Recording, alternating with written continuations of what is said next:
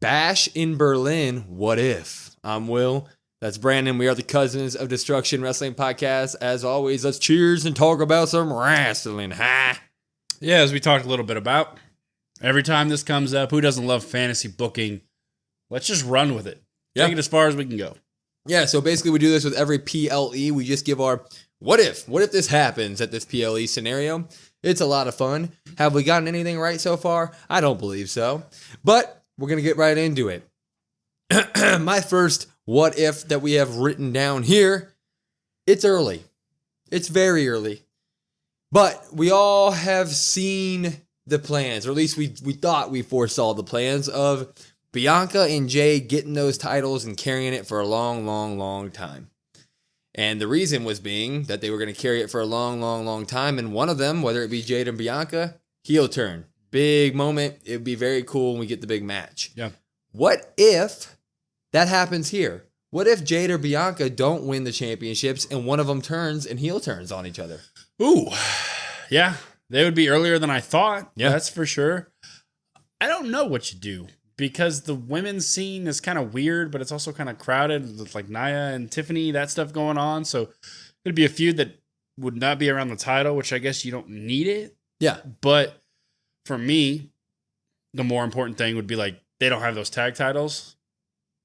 Those need to be on them. Agreed. Because they need to be relevant again. In terms of the feud itself with Bianca and Jade, I guess I could get behind it as long as, it's not going to happen, but as long as Bianca was the heel, something different. If it was something different and Bianca was the heel like she was in NXT a long time ago, I would be all in support of it being this early. Yeah, when we came up with this, it's a long shot, but like it could be one of those things where Unholy Union has been blessed with the promos and stuff lately. It seems like WWE is confident in them being the tag team champions. Obviously, the WWE has all confidence in Jade and Bianca to also be the champions, right? So the obvious pick here is probably to go with Jade and Bianca, but maybe they fail and one of them gets pissed and is like, what are we doing here? We haven't been champions in 5 months.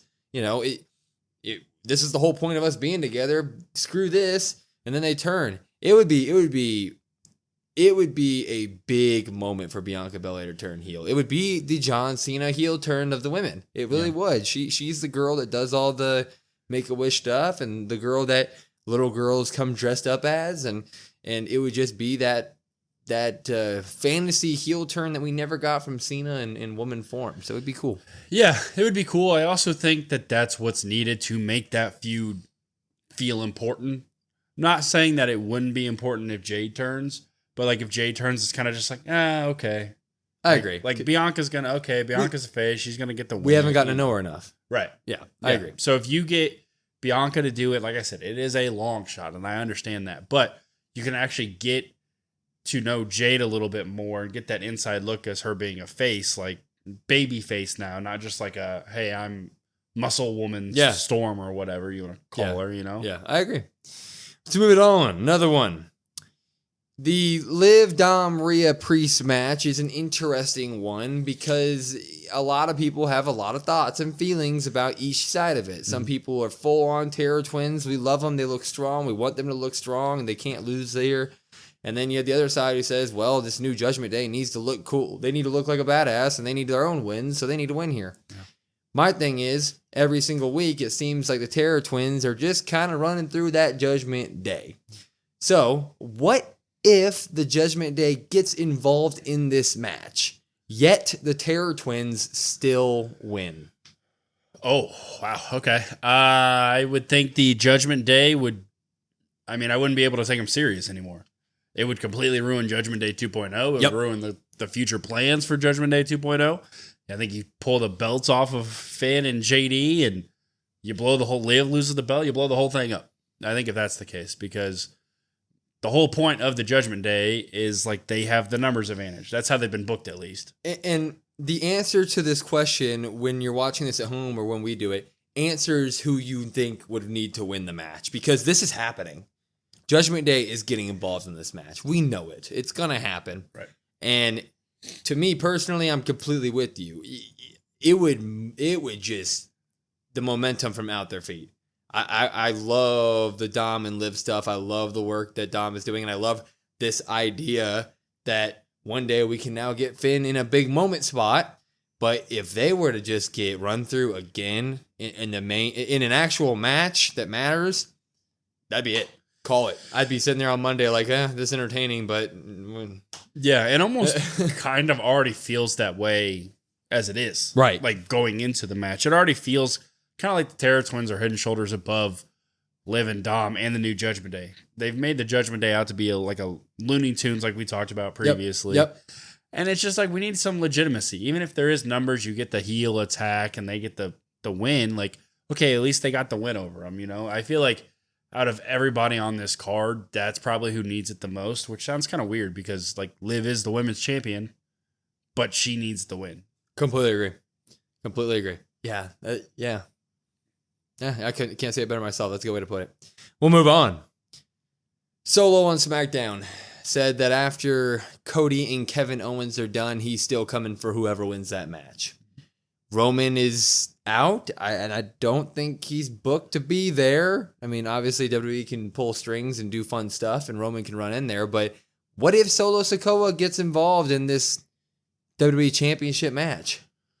Yeah, that would that would be interesting because Solo has a bone to pick with both of them, I guess. Like Kevin Owens has been dealing with the bloodline, even the original bloodline for forever.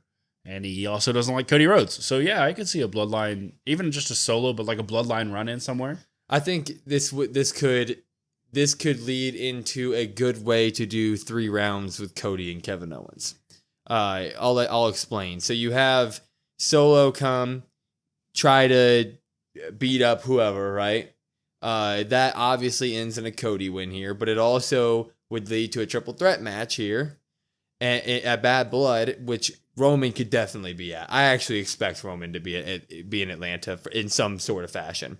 And then you could have the whole Roman comes in, spear Solo, Cody pins Solo, and then that's when Kevin goes, the hell, man, you're really going to let Roman help you? Like, that's the ultimate enemy. And then you have your third match there. So I think if done right, could be a good road, or at least a long-term path, a good Cody Rhodes and long-term path for SmackDown, which is kind of bleeding in terms of like long-term booking or planning in terms of who Cody's going to be with. Yeah, I think that's actually a pretty good idea because we all obviously think they're going to, well, we do. I don't know about everybody else, but we think they're going to run this back at Bad Blood. Yeah. So you need something because Cody can't go 2-0, and I don't want Cody to be in like a Survivor Series traditional match at Survivor Series. I want him to defend the belt versus somebody. Right.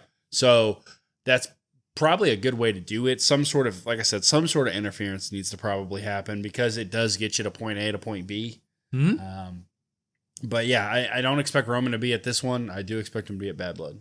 Agreed. Sticking to the KO just as a character here. Man, everybody knows either KO or Randy is turning soon, right? Turning soon. We don't know which one. The obvious side points to KO, who week in, week out in SmackDown lately is getting a little bit more angry, It looked like he was going to hit Cody with the belt for a second last time. So he looks like the obvious choice. But then again, what we pointed out in our Raw review, man, Randy Orton's getting really sappy. And that's the Viper. Mm-hmm. Don't let it fool you. Oh, what was that with the oh, you got to be quicker than that. Oh, yeah. Yeah. So my question is, what if KO or Randy Orton turns heel here at Bash in Berlin? Yeah, I don't know how they would necessarily do it. Maybe it's a bloodline run-in to this match, and then Randy comes, and maybe Randy like RKO's Kevin or something. Maybe something like that.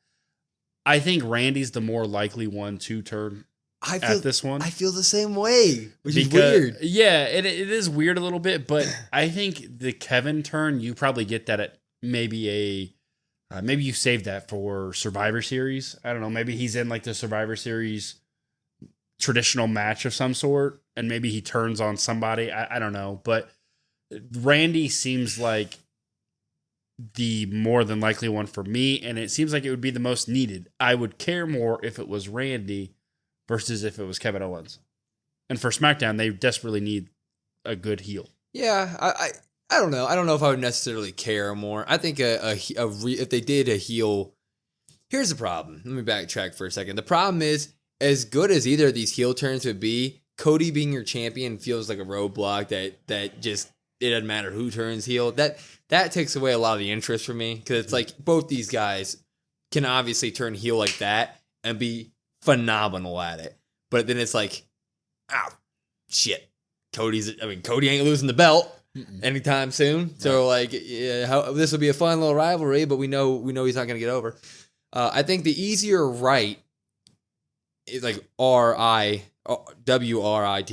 is you rehash the KO Sami Zayn turn where they have a good match and then they shake hands, and on the way out KO destroys Cody Rhodes. But I'm with you. For some reason, there's no I can't point to proof, but it just feels like that MFer is being too savvy with the crowd, and that he wants to punt somebody's head off.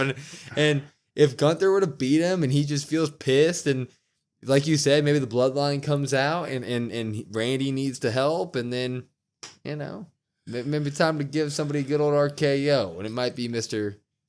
Cody Rhodes. Yeah, maybe afterwards, maybe they do that. Maybe bloodline interference, Randy comes out, helps with the save, Cody gets the win, you get the handshake, then all three of them stand up, and then maybe you get that. I don't know. But you get an RKO, and then KO looks at Orton, and then pop-up powerbomb, triple threat match of Bad Blood. They both turn on him, yeah. Screw it, yeah. Why not? Well, you might as well. What if they both turn on Cody? Cody's alone at this point. We got a couple more here. This was a fun thing because it seems so predictable. The card seems so predictable that the what ifs are fun because, it's like this seems so set in stone that like all this over here would be a fun thing to do. Yeah, I like the what ifs because it makes you tap into your brain a little bit, and then like at least I'm sure some people watching might be like, no, I don't see any of this happening. Da da da da. The more we talk about it, when you ask the question, like you can somewhat talk yourself into some of these, which I like. Gunther.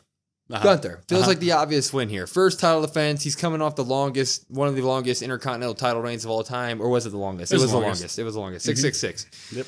So nobody on earth thinks that he's gonna lose this title in his first title defense. And my what if is not what if Gunther loses his first title. My what if is about a way in which he could lose it, which is what if Ludwig Kaiser turns on Gunther and costs him that championship? Yeah, I think that's the only way he would lose that. Yeah. It would be kind of, I don't know, it would be kind of weird because as we've talked about before, they're both heels. So like one of them kind of would have to switch. I know you said they could do heel versus heel, but like typically that's just not how WWE does things. So it's like, well, you wouldn't have Gunther switch to being the babyface by getting attacked, but Kaiser would seem like the heel. I don't know. It's kind of getting mumbled jumbled a little bit, but that rivalry is going to happen. That feud is going to happen. It's inevitable. I think it's probably a little too early. Kaiser needs to kind of be established again. Personally, Gunther's established. He's fine. I kind of want to see it though. Like I kind of want to see something like that because it's unpredictable that like, okay, yeah, this makes sense. It just makes sense for Ludwig's character. It makes sense. And Ludwig was placed in the middle in a weird spot. He was like, he was there. He was involved in the Sheamus and Pete Dunne stuff. And he even had a run-in with Bronson Reed a while back. And then, he's been there and there and there. But all of his promos say one thing: I'm done being in Gunther's shadow. And so you don't have a set spot for him. Yeah. Why not? Like, why not boost this guy? And yeah, I know the heel versus heel thing, but these guys, I feel like, just have the character to pull it off. And then, like we said, Randy pointed at the idea of then Gunther would go to Friday nights. And then you could have Gunther just carry on and be a heel and be like, I'm pissed off at the world and I'm still the ring general. And the only people that can beat me are the people that I built up and who turn and stab me in the back. And then you have Ludwig who goes, I destroyed the ring general and Monday Night Raw is now mine and all that stuff. So yeah, it's kind of interesting because Kaiser's in the Intercontinental tourney match qualifying. You're going to have Gunther screw him out of that. Gunther's over on SmackDown. Giovanni Vinci's coming back on SmackDown. So like one, if not two, are going to make their way to SmackDown eventually. Yeah. So it's just kind of like, then you have that whole thing going on. So it's really just when they want to pull the trigger on it. But I'm not really excited about Vinci coming back, I guess, because Oh, no, I could care less. they made Vinci not really. I forgot until you just said that. Yeah, he's coming back. I know they do little promo packages on SmackDown, but like, okay. I am all for it. Like, welcome back, but yeah, whatever. It would be a quick, easy way to get Gunther to SmackDown and a SmackDown show that needs some star power. Completely agree. We're gonna do two more here. One more back to Judgment Day. Yeah. We talked about this basically every time on our Raw reviews and stuff, especially this week. Especially acknowledging Liv kind of running away, and she looks outmatched against Rhea, and that's kind of how they're playing it right now. Mm-hmm. And we talked about the idea of maybe Raquel Rodriguez, somebody. So, what if Judgment Day 2.0 adds a member here at Bash in Berlin? Yeah, it's going to be, at least in my opinion, going to be a female competitor. It needs to be because Rhea's kind of outmatched Liv, like you said. You could add a male member, but then it still wouldn't, like, there's no leaders in Judgment Day. I get that. But Liv kind of controls a lot of it still. Like, people don't really care about the Judgment Day. They care about Liv. So it's like you wouldn't just have some random muscle in there to beat Damian. There's, 4 guys in Judgment Day? You also can't have so much muscle that it just overshines Finn before he does anything. Right. So you can't just have like I know we threw around the idea when it was first a thing of Bronson Reed, but at this point he walks in, I'm going to be like, hey, what are you going to do, Finn? Yeah. What have you done to make me think at all that you're going to beat this guy who just jumped off the side of whatever and destroyed Braun Strowman? So it's like, can't do that. So I just think it's obviously going to have to be a woman. It's probably going to be Raquel, and that's fine. That's going to be fine. Yeah, what it reminds me of, as Sid Vicious obviously just passed away this week, it reminds me of Psycho Sid and HBK. Yeah. Where he had that security blanket. Yeah. That's what that reminds me of. That could be her security blanket. I know Liv is not as maybe good on the promo side of things, but you could have Raquel just be the straight muscle. Liv can be the mouthpiece. Rhea and Raquel could feud a little bit and then push that rivalry down the way, because the one thing you're running into almost already is you don't want to fatigue out everybody. And I feel like I'm not there yet, but people might be like, Rhea and Liv again. You're 100% right, because at the moment on Raw, it feels like that's it when it comes to the women's singles division. Like, that's all there is just a future of Liv and Rhea, which I'm with you. I'm not fatigued on it yet, mostly because we don't get to see them in a match or in a ring very much actually fighting, which is a issue in itself. But you need someone to give us a different taste of action, and getting Raquel in there, and she can feud with. What I would have her do is feud with Rhea. Rhea gets the best of her, or you have maybe Raquel pull it off with the help of Liv, and then eventually you get like a Batista Triple H moment almost, where Raquel one day goes, "Wait, I beat Rhea. How about you? That's my title now. I want a shot at it." And then you can have Raquel beat Liv, or have Liv beat her, and then way down the line, if you want to have one of these girls end up dropping it to Rhea, you could at least give us a story where it's Liv and Raquel and stuff like that for a little while to separate that for a bit, buffer. Yeah, we need it. Yeah. Like we talk about how good Raw is with the feuds and the rivalries compared to SmackDown, at least. One thing that I'm just, with these feuds and PLEs being so kind of mashed together so close, it's like, okay, let's make sure we space them out a little bit. Like the Punk Drew ones, to me, is almost dragged on too long, but like some of these other ones, they're good right now. They're in a good spot. I'm not tired of them yet, but it's just like looking down the line, it's like, okay, well, your next big one is you have Bad Blood, obviously, which they're making a big deal, it seems like. But then you have Survivor Series. Well, like the Liv Rhea stuff, to me at least, you can't push that off till Survivor Series. You know what I mean? No, they gotta fight at Bad Blood, and yeah, or unless someone debuts, I guess. I don't know. Yeah, I just don't want them to run the same stuff. It's like an old SmackDown vs. Raw games. You run the same rivalry 3 months in a row, and they're like, fans are tired of this. And honestly, this wouldn't be as much of an issue for me personally if it felt like they were building someone to be in line, and they don't. You have to build up the women's tag titles. I get it. And WWE has been criticized for a decade now about how there's never been a women's tag team division, and they're finally giving their full heart at it. And whether we like it or dislike it, they're trying. They are. But what they've done consequentially is there is no women's division. Like singles competitors now. It's really becoming a give and take there. And so doing the same thing over and over again for such a long time with Liv and Rhea feels extra because it's like we got like there's no end here because there's no one behind where it's like, oh well, maybe this will be the last match because she's up next, or it's not there. It's kind of what SmackDown has had an issue with over the last like 4 years, right? Because everybody was all about the Roman and the Bloodline stuff. They didn't build anybody else up like behind that, underneath that, and so you're really kind of lacking that. And then like same thing here, like on Raw, like some of the feuds we're getting are great, and they're building up like a Bronson Reed type, but like Dragunov hasn't been on TV. Braun Breaker hasn't wrestled. I know he's been on TV, but it's like they almost don't have enough programming for how deep the roster is. Well, and it also and the combination of that plus this new era of title reigns being long always, it feels like your guys are stuck there now. So like I love the fact that Braun Breaker has the IC title.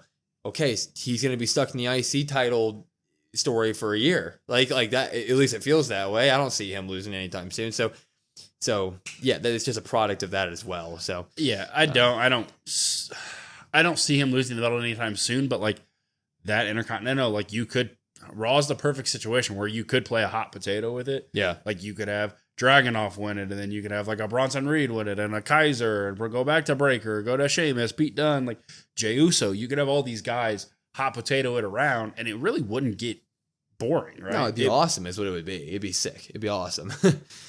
Speaking of hot potato with the title, last one for the what ifs here. The card, we've said it many times, and I think a lot of people say, I think the general consensus with this pay-per-view is matches are going to be good. Matches are going to be predictable, right? Yeah. That's sort of the overall consensus here. But speaking of hot potato, what if we get a main title upset? What if KO or Randy Orton pull off the upset and win? Well, one of those is not happening. Kevin Owens is not beating Cody Rhodes. Oh, I thought you were talking about Randy Orton. This is not happening. It's not. No. Randy, I could see happening. Would I bet on it to happen? No, but that would be the more interesting way for me. Because like we've talked about, Gunther could move brands. Oh, excuse me, Lord. And then Randy can go over. Randy can get 15. You can eventually build Randy up. You could have him play hot potato again. He could get 16. Then you can have him and Cena, potentially. You could go that route with that down the road. It's a quick way to get Randy 15. Brings a legitimate heel to SmackDown and Gunther. That being said, though, I don't see that happening either. I don't see it happening either. I'm completely with you. The interesting one would be Randy Orton because obviously number 15, and then I think that it'd be just great for Gunther to lose one here, whether you make it clean or not clean, so you can match their King of the Ring fight, right? Like Randy could get Randy could get a not clean win, or Gunther's foot could be on the rope, right? Like something like that. And then in the third match, you have Gunther win clean and get the belt back, quick back and forth, get Randy his 15. It would be great.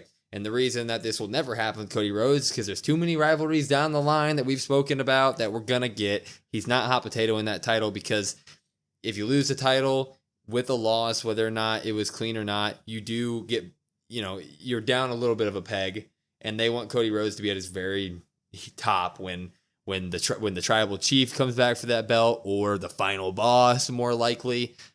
So that's just not going to happen. But to answer the question specifically, it would be awesome if Randy Orton were to do this in some sort of fashion.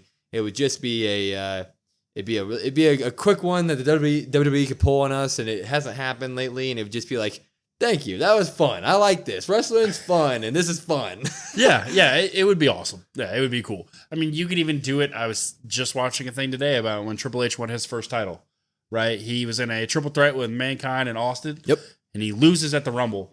And then the next night on Raw, they have the match and he wins it. Like, so Orton could take the belt off of Gunther. Yeah. Why not? And then Monday, so Gunther doesn't have to change shows, You just make him win the belt back. Yeah, he could. Randy Orton he could start the show, and Randy's like, well, Gunther's not here tonight because he's on SmackDown, and then Gunther comes out, and then Adam Pearce is like, well, I guess you could have one more title match tonight, and then the loser goes to SmackDown, and then boop, Randy Orton's back to SmackDown. Yeah, like you could. Yeah, I just out of anything out of this PLE, I want some sort of shocking. Yes. Something I didn't see coming. Yes. We talk about moments all the time. People are like, oh, you just live for the moment, whether it's a wrestler or a feud or something like that. Like, we just need something to make this not feel so predictable, in my opinion. Completely agree. I would love a shocking moment to end the night or in the middle of the show. Just something we didn't see coming. A Tiffany cash in on the on the mixed tag on match. Cody Rhodes. It's Tiffany time. Finish the story. It'd be awesome. I'd be down for it. She turns the WWE title pink. I'm just saying, both, the mixed tag match, maybe both are knocked out in the middle of the ring. Judgment Day is taking out Priest. They're off somewhere. Could Nia Jax force Tiffy to... Sorry, I was just in the train of thought of Tiffy. Could Nia Jax force Tiffy to use her briefcase on the tag titles, and then her and Nia win the tag titles as well? I mean... Austin Theory used it on an IC. Yeah. So I think you could use it on anything you want. USA title. I think fight Nikki Cross, Abby the Witch for that 24/7 retire. I'm gonna be the witch. I want the lantern. It'd be awesome. She comes out in a bedazzled lantern with Howdy. This is the side tangents of wrestling if I've ever heard. That doesn't even make any sense. No, it makes no sense. Anyways, follow us on all of our socials at COD WrestlePod, COD WrestlePod. Listen to us wherever you hear podcasts at Spotify, Apple, etc. And follow us on our Discord. It's in our link tree in our bio. It's got all of our socials. We always chat during Raws and SmackDowns and especially PLEs. So you can come chat with us during Bash in Berlin. It'll be a lot of fun. Looking forward to it. Anyways, though, I'm Will. That's Brandon. We are the Cousins of Destruction Wrestling Podcast, and we will see you next time.